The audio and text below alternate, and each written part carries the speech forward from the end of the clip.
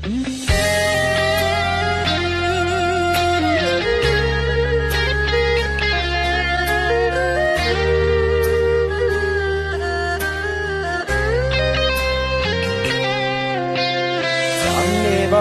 มื้อนั้น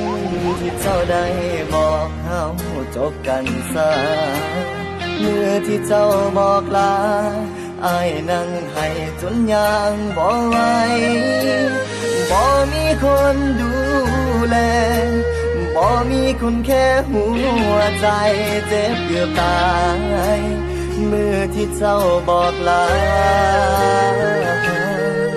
แล้วเป็นยังมื้อนี้คือจังมาบอกให้เฮากลับมาหากันทั้งที่เขาคนนั้น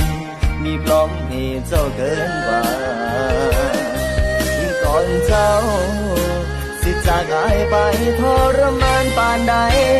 บอกหัวสาแล้วเจ้าสิกลับมาเฮ็ดหยังลืมเจ้าแล้วเด้อล่ะอย่าหวนขึ้นมาอายอีกเลยภาพเก่าๆที่อายคุ้นเคย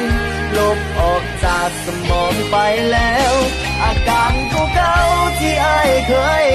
เป็นที่เจ้าเคยเห็นก็แค่คนเก่าตอนนี้คนที่เว้ากับเจ้าคืออายคนใหม่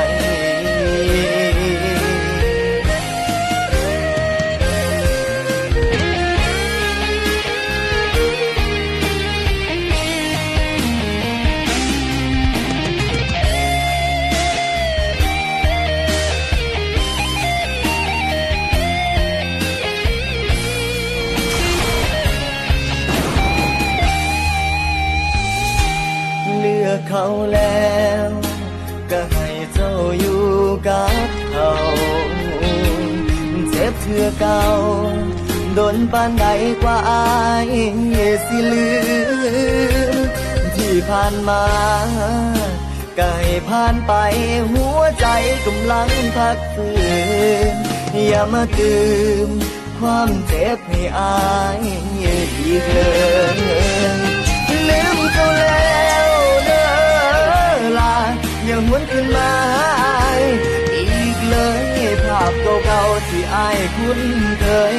ลบออกจากสมองไปแล้วอาการเก่าๆที่อายเคยเป็นที่เจ้าเคยเห็นก็แค่คนเก่าตอนนี้คนที่เว้ากับเจ้าคืออายคนใหม่